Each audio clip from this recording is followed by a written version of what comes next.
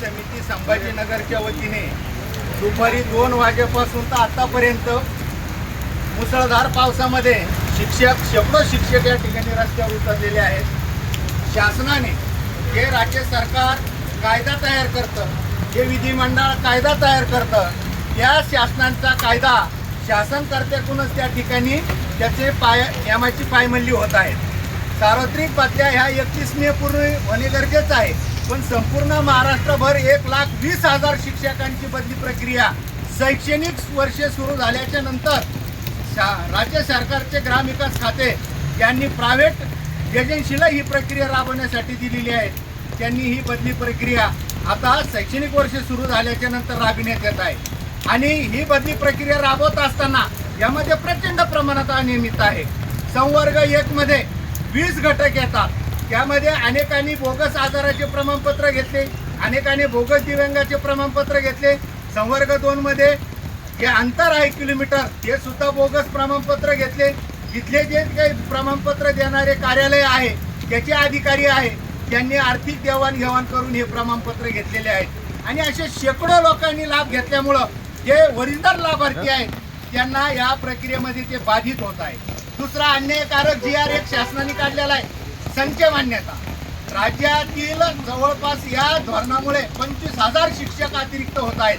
मग यांना कुठं जायचं आणि त्या शिक्षकांच्या जागा रिक्त झाल्याच्या नंतर या बदली प्रक्रियेमध्ये त्यांना त्या ठिकाणी बदली देण्यात आली, म्हणजे प्रत्येक जिल्ह्यामध्ये हजारो शिक्षक अतिरिक्त होणार आणि त्यांचं समायोजन होणार। म्हणजे हे सरकार आणि जिल्हा परिषदांचे प्रशासन या बदल्यामध्ये अनियमितता गोंधळ जाणीवपूर्वक करतात आणि हे गोंधळ यासाठी करतात चुकीच्या पद्धतीने प्रक्रिया राबवायची आणि नंतर दुरुस्त्या करण्यासाठी शिक्षकांची आर्थिक लुटमार करायची, हा यांचा हेतू आहे। बोगसगिरी आधी होऊ द्यायची आणि नंतर त्यांना चौकशी करून निलंबन करण्यात येईल, शिस्तभंगाची कारवाई करण्यात येईल आणि मग त्यांच्याकडून आर्थिक आपलं चिरीमिरी घेऊन ते प्रकरण तडपण्याचं काम करतात। यांना अधिकाऱ्यांना प्रत्येक जिल्ह्यामध्ये पाठीशी घालणारे काही आका आहेत आणि ते आका या ठिकाणी अशा चुकीच्या पद्धतीचं सुद्धा अधिकाऱ्यांच्या वागणुकीचं सुद्धा समर्थन करतात आणि म्हणून या प्रक्रियेमुळं संपूर्ण महाराष्ट्रातील, संपूर्ण जिल्ह्यातील संपूर्ण शाळा हे प्रभावित झालेला आहे आणि या ठिकाणी शैक्षणिक बाब जी आहेत पूर्ण वर्ग, पूर्ण शिक्षक डिस्टर्ब झालेले आहेत। आज बदल्या होत आहेत जून, जुलै, ऑगस्टमध्ये, त्यांना कधी आदेश देणार, ते कधी कार्यमुक्त होणार, कधी रुजू होणार, आज हे काही। आणि दुसरीकडे शिक्षण मंत्र्यांनी या वर्षीपासून CBSE पॅटर्न जिल्हा परिषद शाळेत सुरू केला।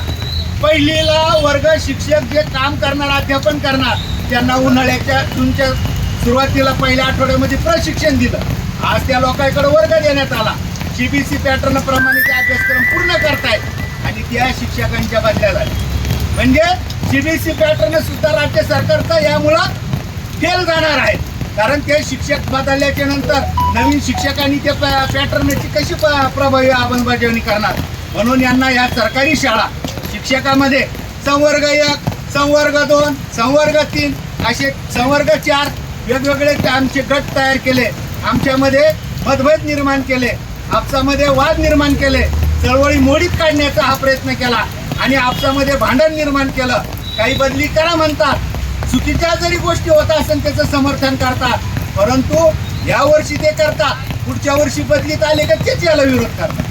म्हणजे असा प्रकार नुसतं संभाजीनगर जिल्ह्यात नाही तर पूर्ण महाराष्ट्रभर प्रत्येक जिल्ह्यामध्ये सुरू आहे आणि म्हणून या मागणीसाठी आपण येण्यापूर्वी शेकडो शिक्षक, महिला शिक्षिका भर पावसामध्ये या ठिकाणी जवळपास 2-2.5 तासापासून आंदोलन करीत आहेत। माननीय मुख्यमंत्री जे की त्यांची एक ओळख आहे, एक पारदर्शक, स्वच्छ प्रतिमा असणारा, पारदर्शक कारभार करणारा आणि म्हणून आज या ठिकाणी मुख्यमंत्र्यांना उपायुक्त कार्यालयात चालू होतं, उपायुक्त कार्यालयामार्फत विभागीय यांच्या मार्फत माननीय मुख्यमंत्री महोदयांना आम्ही निवेदन दिलेलं आहे, उपमुख्यमंत्री यांना निवेदन दिलेलं आहे आणि त्या खात्याचे ग्रामविकास मंत्री त्यांना सुद्धा निवेदन दिलेलं आहे आणि या ठिकाणी या आंदोलनकर्त्याच्या वतीनं आम्ही या मागण्या शासनाकडे केलेल्या आहेत।